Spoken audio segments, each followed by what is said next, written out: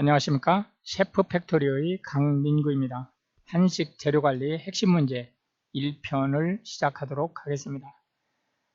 재료관리 핵심 문제 학습법에 대해서 잠깐 안내를 드리겠습니다.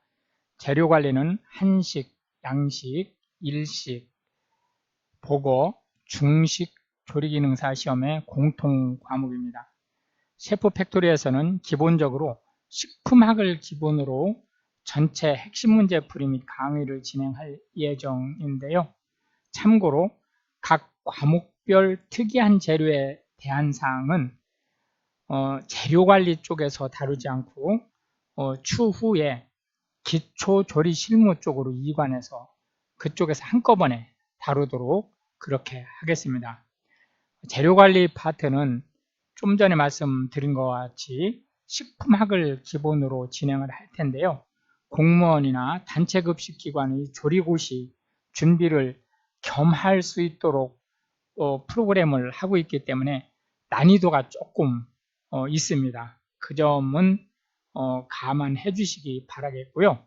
모의고사는 각 과목별로 분리를 하고 한식 모의고사에서 1번에서 50번 문제까지는 모두 통합해서 관리를 했었고 51번에서 60번까지는 과목별로 이제 분리를 했었는데요. 재료관리 파트는 과목하고는 관계없이 모든 파트를 다 시청을 하시면 되겠습니다. 1번 문제부터 들어가겠습니다. 나트륨의 전자가 염소 원자로 이동하여 안정화된 염화나트륨, 즉 염화소듐이라고 그 강사가 계속 얘기하고 있죠. 하는 결합으로 맞는 것이 뭐냐라고 물어봤습니다. 소듐 전자, 소듐에 있는, 그러니까 분자가 소듐 분자가 있고 염소 분자가 있는데 소듐에 있는 전자가 염소 원자로 이관이 되는 그런 형태의 결합은 이온 결합이라고 얘기를 합니다. 이온 결합은 남는 전자가 상대방의 분자 내로 이동해서 결정체를 이루는 거예요. 예를 들어서 소금처럼 결정체를 이루죠. 그런데 이온 결합의 가장 큰 특징은 외부에서 힘을 가하면 깨지는 그런 성격을 가지고 있습니다. 소금 같은 거, 뭐라고 그럴까, 어떤 간단한 거는 손으로도 깰 수 있고, 암염, 이런 것들도 망치로 두드리면 다 깨지죠. 이제 그런 부분을 볼 수 있는데요. 수소결합이라고 하는 것은 좀 느슨한 결합이에요. 이거는 물 분자와 물 분자가 합쳐지는 걸 수소결합이라고 하거든요. 그러니까 물을 바가지로 뜰 수 있잖아요. 수소결합이 느슨하니까. 그 다음에 이제 공유결합은 물 분자가 결합하는 것은 수소결합이라고 그랬죠. 산소와 수소가 결합해서 물 분자가 되는 것은 공유결합이에요. 공유결합은 서로 전자를 공유하면서 안정된 상태를 형성하기 때문에 깨지기가 무척 어렵습니다. 반대로 발수 힘은 극성을 이루지 않는 분자들이 순간적으로 극성을 띄어서 잡아당기는 힘이 발생하는 거예요. 그러니까 그 시간이 지나면 도로 인력이 없어져요. 계속해서 2번 문제로 넘어가겠습니다. 물에 대한 설명으로 가장 거리가 먼 것을 물어봤어요. 물은 액체, 고체, 기체 형태가 모두 가능하다. 맞는 말이죠. 산소는 플러스 전하, 수소는 마이너스 전하를 띈다. 예, 틀린 말이에요. 산소는 마이너스 음전하를 띠고 수소는 플러스 양전하를 띈다. 그래서 우리가 양성자 그러면 수소를 가르치는 거예요. 양자 역학할 때 양자는 수소를 가르치는 거다. 물의 분자식은 H2O다. 수소 2개에 산소 하나로 분자가 이루어진다. 맞는 말이죠. 식품의 성분 중 수용성인 염이나 당의 용매로 작용한다. 용매가 뭐죠? 예, 용질을 녹이는 거예요. 자, 용액이라는 게 있어요. 용액은 크게 용매가 있고 이 용매 안에 용질이 이렇게 녹아 있는 거예요. 예, 계속해서 3번 문제로 넘어가겠습니다. 글루코스를 환원하여 만든 알코올로 적합한 것이 뭐냐? 예, 이거는 그냥 뭐 긴 설명이 필요 없어요. 소비톨이 되겠습니다. 소비톨은 글루시톨이라고도 얘기를 해요. 글루시톨 같은 말입니다. 이건 흡습성 알코올이다. 습기를 빨아들이는 흡습성 알코올이다 라고 얘기를 하고 있습니다. 예, 4번 문제로 넘어가겠습니다. 다음 중 포화지방산인 것은 뭐냐 라고 물어봤네요. 포화지방산이라고 하는 것은 이쪽에 이제 그 메틸기가 있고 이쪽에 카복실기가 있는데 이 중간에 모두 탄소가 일렬로 쭉 이어져 있거든요. 이렇게 쭉 탄소가 쭉 이어져 있는데 이 탄소에 각각 수소 하나씩 양쪽에 이렇게 붙어 있는 거예요. 이런 구조로 모두 이렇게 돼 있어요. 이거를 우리가 포화지방산 이렇게 얘기를 하는 거예요. 그런데 개 중에 이렇게 이 중간에 이런 식으로 이어지지 않고 탄소와 탄소가 이중결합을 이렇게 하는 경우가 있어요. 그러면은 이때에는 여기에 수소가 이쪽에만 있고 이쪽에는 수소가 없어요. 이쪽에는 이렇게 텅 비게 되죠. 이런 거를 불포화지방산이라고 얘기를 합니다. 어쨌든 포화지방산인 것이 뭐냐라고 물어봤어요. 예, 이것은 팔미트 산이 되겠습니다. 올레산, 리놀레산, 리놀렌산. 이게 리놀레산이라는 말과 리놀렌산이라는 말이 다른 거예요. 이게 미스프린트가 아닙니다. 예, 해서 답은 4번이 되겠고 우리는 5번 문제로 넘어가도록 하겠습니다. 다음 중 아미노산에 대한 설명으로 바른 것을 물어봤어요. 바른 것. 육류의 아미노산은 불용성 성분이다. 이 문제 참 잘 낸 문제예요. 육류, 그러면 우리가 고기니까 여기 기름으로 이렇게 뭉쳐져 있기 때문에 녹지 않을 거라는 착각을 하기가 쉽죠. 예.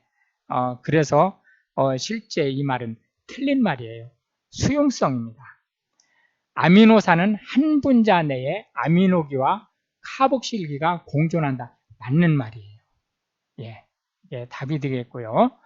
아미노산은 탄수화물의 기본 단위다? 아니에요.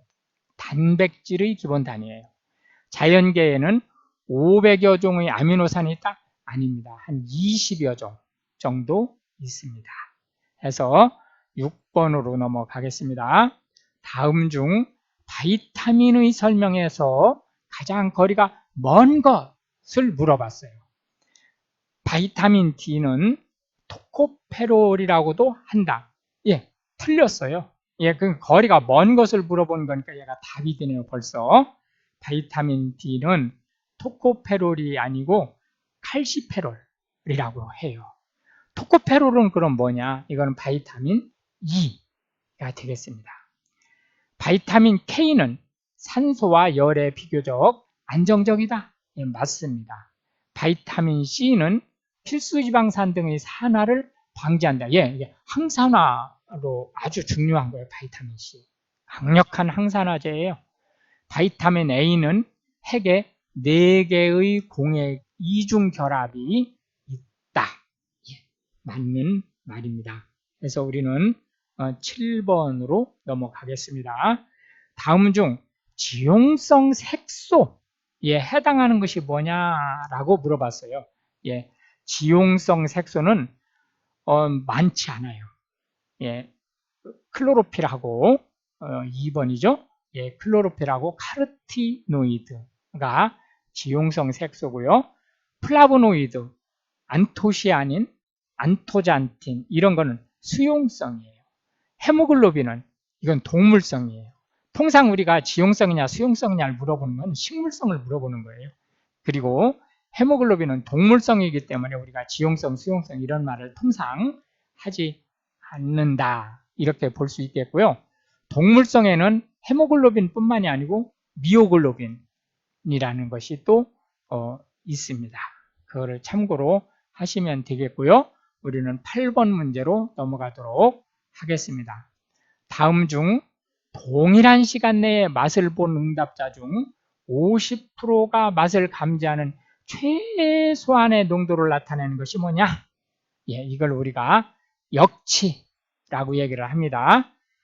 다른 부분은 크게 설명이 필요 없는 부분이기 때문에 그냥 역치에 대한 설명만 하고 넘어가겠습니다.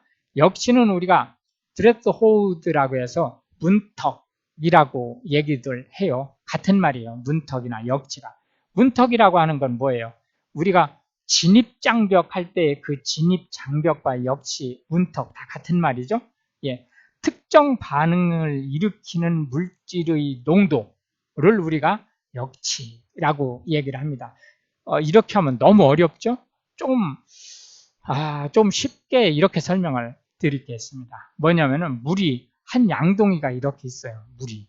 이게 큰 양동, 한 10리터짜리 되는 양동이라고 생각을 해보세요. 여기에다가 설탕 한 스푼을 풀었어요. 그럼 단맛이 날까요? 안 날까요? 물론 사람마다 그 센시티브한 도가 다르기 때문에 사람마다 달라요. 그런데 아무리 민감한 사람이라 할지라도 이 10리터의 물에 한 스푼의 설탕을 넣어가지고는 여기에 설탕이 녹아있는 것을 알아낸다는 것이 거의 불가능하거든요. 그런데 여기에다가 설탕 한 스푼 뿐만이 아니고 계속해서 설탕을 조금씩 계속 더 부으면 일정한 이제 그 무게, 예를 들어서 3.4kg 정도 이렇게 여기에 만약에 설탕이 들어가게 되면 누구나 다 단맛을 느끼게 돼요. 이제 그런 것을 우리가 역치라고 한다. 그러니까 단맛을 느끼지 못하는 정도 수준에서 조금 더 넣으니까 단맛이 나네? 라고 하는 것을 역치라고 한다. 그때는 단맛이 나는지 안 나는지 조금 헷갈리는 정도 수준이라고 보시면 돼요. 예, 계속해서 9번으로 넘어가겠습니다. 다음 중 식품의 냄새 성분으로 바르지 않은 것을 물어봤어요. 육류 가열 시 독특한 냄새는 주로 아미노 카보닐 반응에 의한 것이다. 예, 맞는 말이에요. 이 아미노 카보닐 반응이라는 것이 이제 아미노산이 이제 분해되면서 휘발성 그 성분이 냄새로 변하는 거죠. 마늘을 다지거나 여기서 다질 때뿐만이 아니에요. 자를 때, 특히 쇠의 칼로 자를 때 더 심하죠. 알리인이 효소에 의해 알리신으로 바뀌어서 매운맛을 내게 된다. 맞는 말이에요. 양파의 껍질을 제거하면 휘발성 성분이 분비되어 치료 효과, 냄새가 코를 찌르면서 눈물이 나는 효과를 치료 효과라고 하죠. 예, 맞는 말이에요. 어류의 비린내는 트라이메탈 아민 옥사이드, 이거를 우리가 트라이메탈 아민 옥사이드 해서 TMAO라고 하는데요. 이에 의한 것이다. 틀린 거예요. 답이 4번이 되겠습니다. 이게 아니고 이 산소 분자가 떨어져 나가면서 TMA가 되는 바람에 냄새가 나는 거예요. 그러니까 트라이메틸 아민으로 되는 바람에 산소가 떨어져 나가서 그래서 비린내가 나는 거다라고 말씀드릴 수가 있겠습니다. 10번 문제로 넘어가겠습니다. 다음 중 토마토에 함유된 붉은색 성분이 뭐냐? 예, 이거는 라이코펜입니다. 라이코펜이 이제 통상 아주 강력한 항산화 역할을 한다. 이렇게 볼 수 있겠고, 카테킨은 녹차에 들어있는 건강에 좋은 성분이에요. 루테인은 녹황색 채소, 당근 같은데 들어있는 바이타민 A의 전구 물질이에요. 퀘세틴은 포도, 사과, 녹황색 채소 쪽에 들어있는 역시 기능성 식품 성분입니다. 이제 여기엔 나와 있지 않지만 콩 안에 들어있는 제니스테인이라고 하는 것도 아주 중요한 건강물질이다라고 말씀드릴 수 있겠고요. 11번 문제로 넘어가겠습니다. 다음 중 쌀의 주요한 단백질 성분이 무엇이냐? 단백질 성분을 물어본 거예요. 통상 쌀은 곡류니까 여기에 전분이 대부분이잖아요. 근데 그 중에 단백질 성분이 뭐냐고 물어본 거예요. 백미에는 안 들어있죠, 당연히. 현미 안에 들어있는 걸 얘기하는 겁니다. 오리제닌이 답이 되겠습니다. 글루테닌은 어디 거죠? 밀에 있는 거죠. 아밀로스는 쌀에 있는 건 쌀에 있는 건데 단백질이 아니고 얘가 전분이에요. 라이신은 쌀에 없는 성분이에요. 쌀에 부족한 아미노산 성분의 대표적인 게 라이신이다. 라이신뿐만이 아니고 트립토판, 트레오닌, 메시오닌 이런 것들이 부족해요. 쌀에 풍부한 단백질은 알기닌, 우리가 그 일본식으로 아르기닌이라고 발음할 수도 있습니다. 같은 말이에요. 12번 문제로 넘어가겠습니다. 다음 중 두류가 뭐예요? 콩이죠. 콩에 대한 설명을 옳지 않은 것을 물어봤어요. 글리시닌은 대두 단백질의 85%를 차지한다. 맞는 말이에요. 두부 만들 때 이 글리시닌이 응고돼서 두부가 되는 거예요. 콩을 콩나물로 기르면 바이타민C가 감소된다가 아니고 대폭 늘어나죠. 예, 왜 그러냐면 콩, 뭐 녹두 이런 거 다 마찬가지예요. 바이타민C가 부족해요. 그런데 이거를 콩나물로 기르면 싹이 나면서 바이타민C가 갑자기 확 생겨버려요. 콩밥은 쌀에 부족한 라이신을 대두가 보충해주는 효과를 가져온다. 맞는 말이죠. 그래서 우리가 혼합식을 강조하는 거죠. 대두의 영양분은 탄수화물이 가장 많다. 예, 이거 아차하면 이런 데다가 답을 할 수가 있어요. 왜냐하면 콩 하면은 우리가 기름이나 단백질이 많다고 생각을 하거든요. 그런데 실제로는 영양분으로 볼 때는 탄수화물이 가장 많아요. 물론 다른 곡류에 비해서는 단백질과 지질이 많지만 그러나 이 대두 안에 들어있는 성분으로 보면 탄수화물이 제일 많다.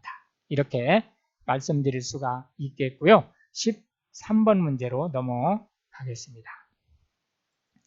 포도당이 베타1,4 글리코시드 결합에 의해 일직선상으로 결합된 구조로 다당류 중에 가장 크고 알칼리에는 강하지만 산에는 분해되는데 인간은 소화효소가 없지만은 흡수성이 좋아서 배변을 촉진하는 기능을 하는 것이 뭐냐? 라고 물어봤어요. 예, 이거는 우리가 식이섬유라고 하는 건데 식이섬유 중에서도 오리지널 식이섬유를 얘기하는 거예요. 그렇기 때문에 답이 3번이 되겠습니다.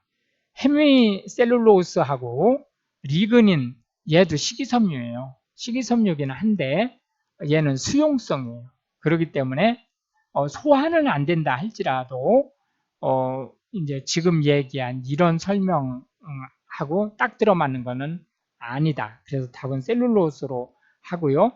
레닌이라고 하는 것은 크게 두 가지가 있어요.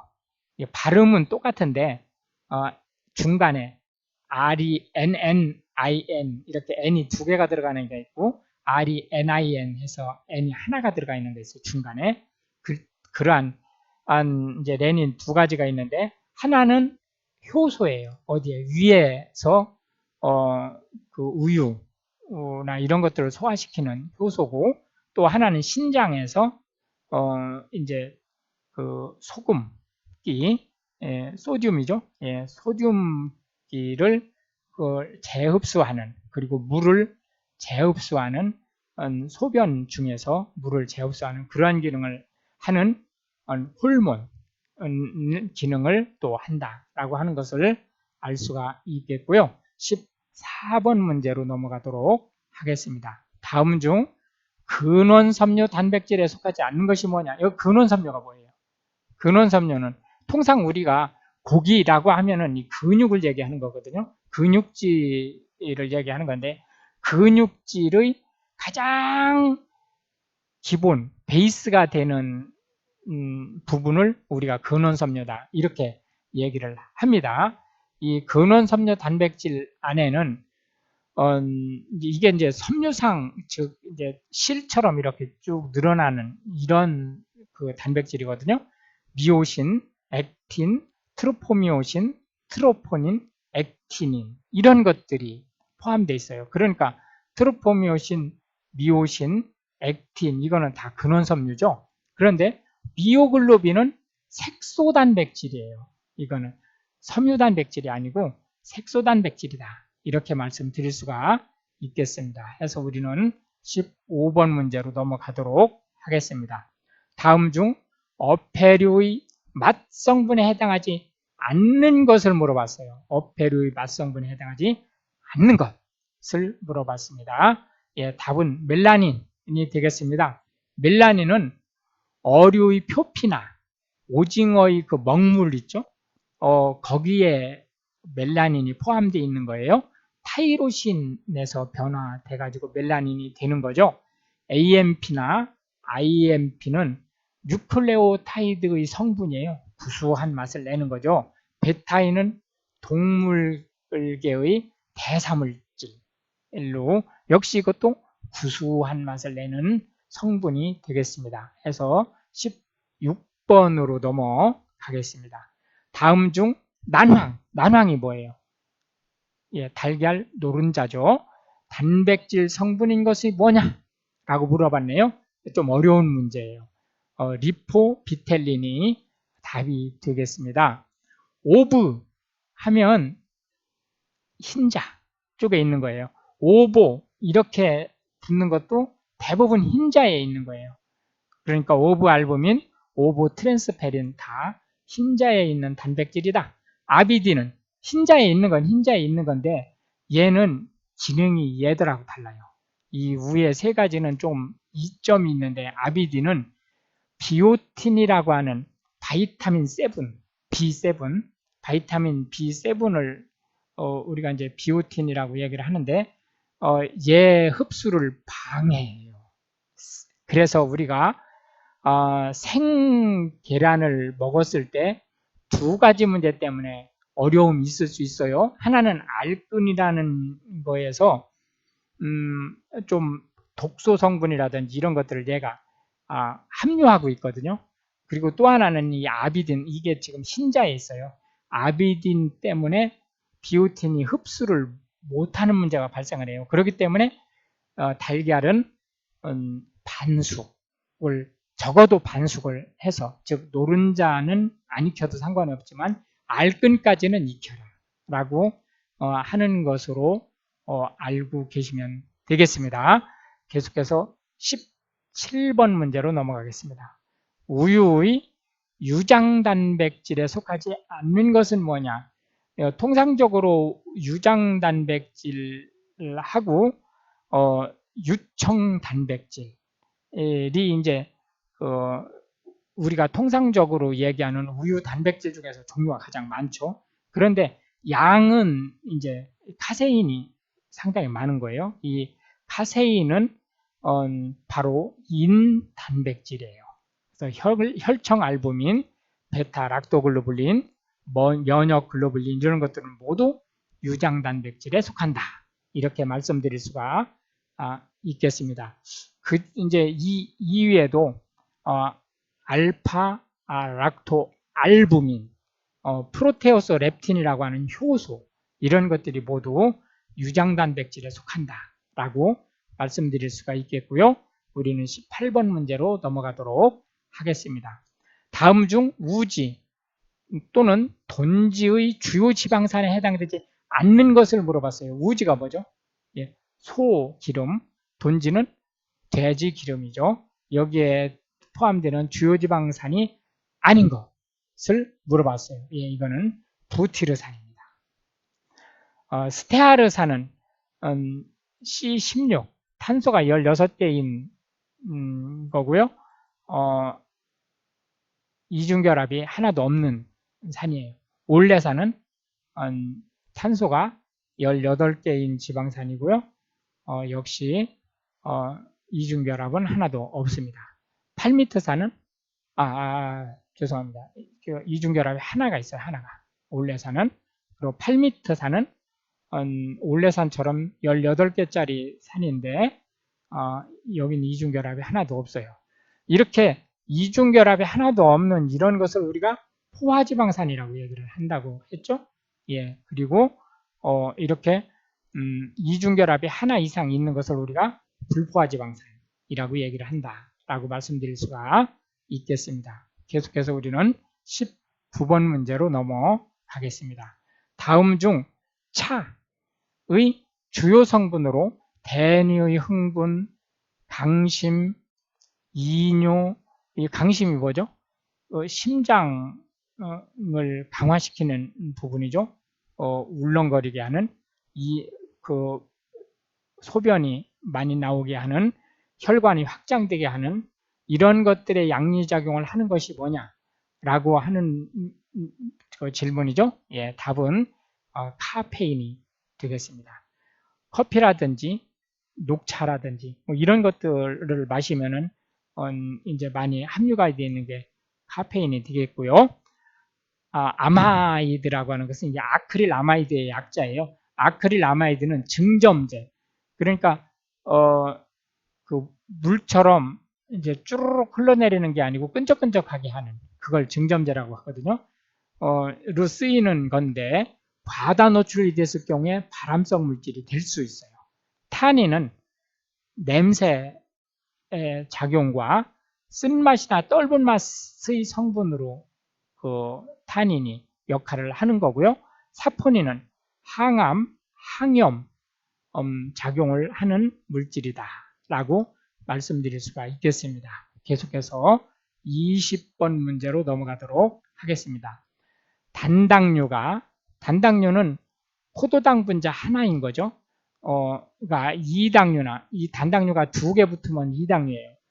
3개 붙으면 3당류고, 올리고당이라고 하는 것은 3개 이상, 10개 이하, 또는 9개 이하라고도 해요. 뭐 그게 그건데 어쨌든 10개 이하 것을 우리가 올리고당이라고 얘기하는데, 거기에서 이제 수천 수만 개가 이제 다닥다닥 붙어 있으면 다당류라고 얘기를 하죠.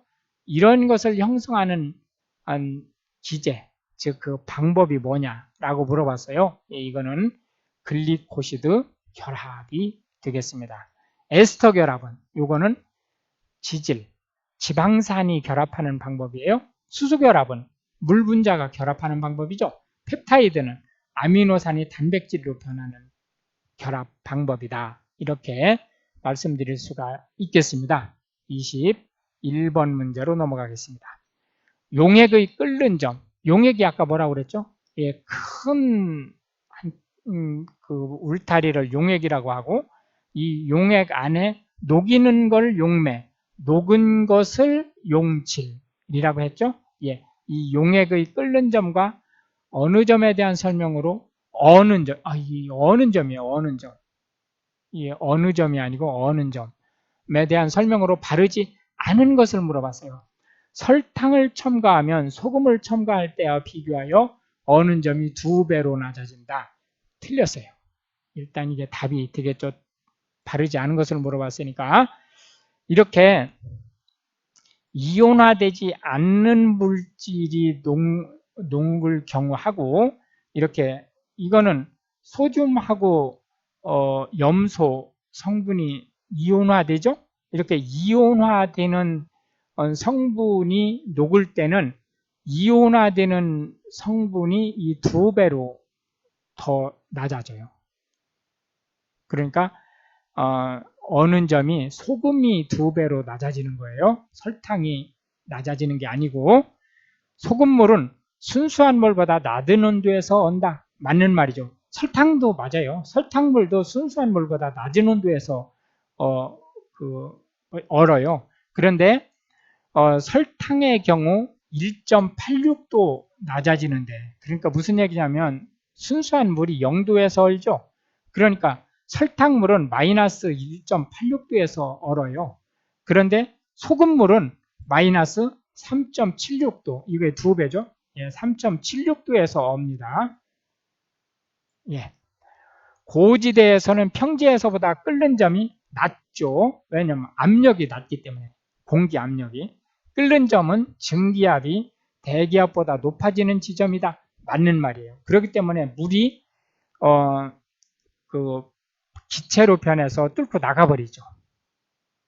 계속해서 22번 문제로 넘어가도록 하겠습니다. 다음 중 비환원당이 뭐냐라고 물어봤네요. 예, 답은 수크로스가 되겠습니다.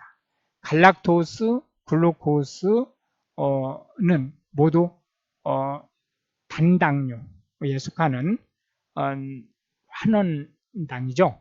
환원당과 비환원당의 마노스도 환원당인데 환원당과 비환원당의 가장 큰 차이점은 뭐냐면 한쪽으로 계속해서 그 반응을 일어날 수 있도록 연결이 되느냐 안 되느냐를 물어보는 거예요.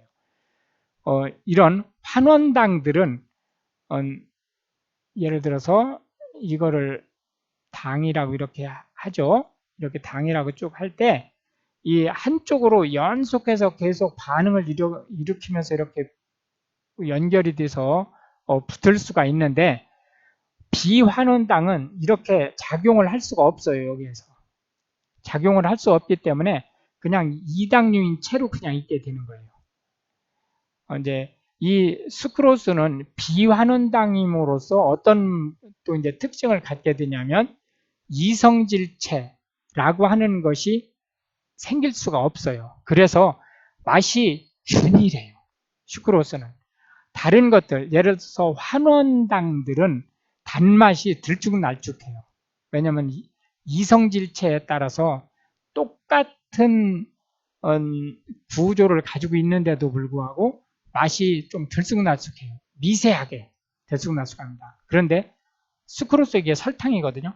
설탕은 맛이 균일해요. 그렇기 때문에 단맛의 표준이 되는 게 바로 수크로스다라고 말씀드릴 수가 있겠습니다. 네, 계속해서 23번 문제로 넘어가겠습니다. 다음 중 지방산의 명명법으로 옳지 않은 것을 물어봤어요.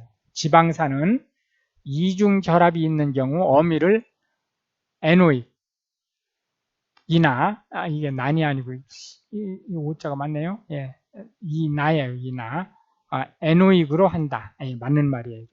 이중 결합이 2개면 앞에 다이라고 붙이고 3개면 트라이라고 붙이고 4개면 테트라라고 붙인다. 맞는 말이에요. 이게 로마어로 그 2개, 3개, 4개라는 뜻이니까요. 이중결합 위치는 지방산의 카복실기로부터 이중결합 위치까지 세워 오메가로 표시한다. 이 틀린 말이에요. 답이 3번이 되겠고 이거는 델타로 표시한다. 델타 표시를 어떻게 하죠? 이렇게 수학 시간에 배운 기억이 나나요? 중학교 수학에 나오나? 예, 이게 델타 이렇게 표시하죠. 숫자를 명기할 때 첫 번째 숫자는 탄소의 개수, 두 번째 숫자는 이중결합의 수를 표시한다. 맞는 말이에요. 아까 그 강사가 이런 식으로 표시한 적이 있었죠. C18에 0 또는 1 이런 식으로. 요건 탄소가 18개짜리의 지방산인데 그 중에 이중결합이 하나 있다. 그런 뜻이에요. 그리고 이 3번에서 이게 델타 값이라고 했는데 오메가 값은 카르복실기 반대쪽, 즉 메틸기 쪽에서부터 세는 게 오메가예요. 자, 다시 한번 보면 여기 메틸기가 이렇게 있고 이쪽에 칼복실기가 이렇게 있어요. 모든 지방산이 이렇게 연결돼요. 그리고 이제 이 중간에 다 C가 이렇게 탄소가 쭉 연결된다고 했죠. 이 탄소가 이제 몇 개냐에 따라서 이게 18개짜리 탄소냐 16개짜리 탄소냐 이렇게 이제 얘기를 하는 거죠. 여기에 이제 H가 이렇게 양쪽으로 이렇게 붙죠. 이렇게 이중결합이 없을 경우 얘기하는 거예요. 이렇게 이제 붙는데 여기서부터 쭉 세서 여기에 이중결합이 이렇게 나타난다. 그러면은 이걸 델타 값으로 이게 만약에 여기서 18번째 있었다, 14번째 있었다. 그러면은 델타 14의 이중결합이 있다. 이런 식으로 표시를 하는 거고요. 이쪽에서부터 세면 하나, 둘, 셋, 세 번째 있으니까 예, 오메가 3 이렇게 이제 표시를 하는 거죠. 예, 계속해서 24번 문제로 넘어가도록 하겠습니다.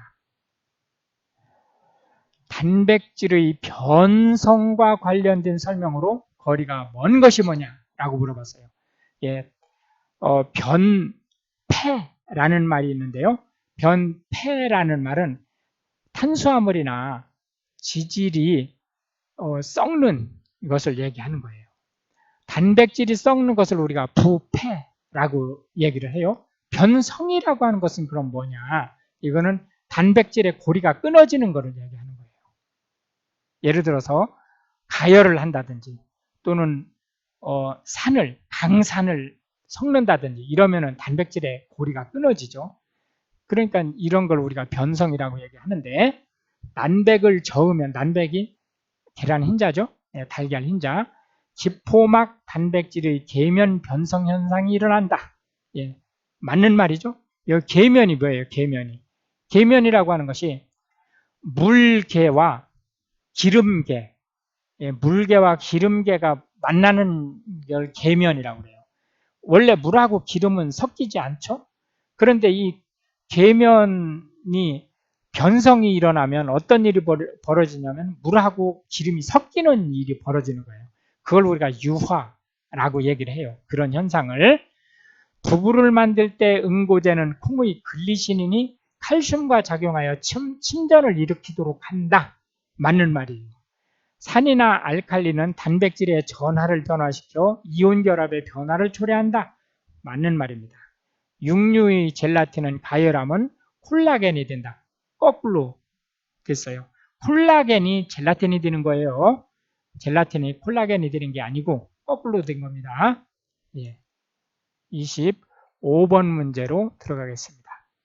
다음 중 체내에서 인체내를 얘기하는 거죠. 바이타민 A로 전환되는 것, 즉 이런 거를 뭐라고 그러죠? 바이타민 A의 전구체라고 물어보는 거예요. 예, 바이타민 A의 전구체가 뭐냐라고 물어본 겁니다. 3번이 답이에요. 베타카로틴이 바이타민 A의 전구체다. 그 칼시페롤은 뭐죠? 예, 칼시페롤은 바이타민 D의 전구체예요. 이거는 이제 동물성일 때는 콜레칼시페롤이라고 그러고요. 식물성일 때는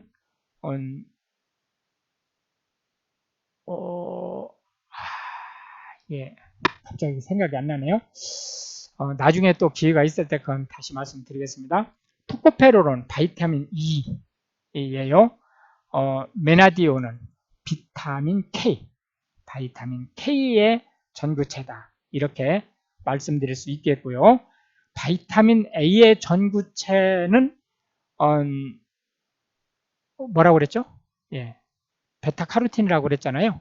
예, 이거는 통상 이제 우리가 카르티노이드라고 얘기를 해요. 크게 카르티노이드라고 얘기를 하는데 그 안에 이제 베타카로틴이 들어 있는 거예요. 알파카로틴도 있어요. 감마카로틴도 있고 크립토잔틴, 루테인 뭐 이런 것들이 다 카르티노이드 안에 들어 있는 거다. 그리고 그것들이 모두 바이타민 A의 전구체다. 이렇게 이제 말씀드릴 수 있겠고요. 예, 식물성 칼시페롤은 에르고 칼시페롤이라고 합니다. 예, 깜빡 생각이 안 났었네요. 예. 이제 이렇게 해서 이제 오늘 25문제를 모두 풀어봤고요. 다음 시간에는 양식 재료 핵심 문제에서 다시 만나는 거로 하겠습니다. 양식, 일식 보고, 그 다음에 이제 중식을 마치면은 다시 한식 재료 관리 핵심 2로 넘어가도록 그렇게 하겠습니다. 예, 그 필기시험 부분은 꼭 한 번에 합격하기를 기원을 드리면서 오늘 강의를 마치도록 하겠습니다. 감사합니다.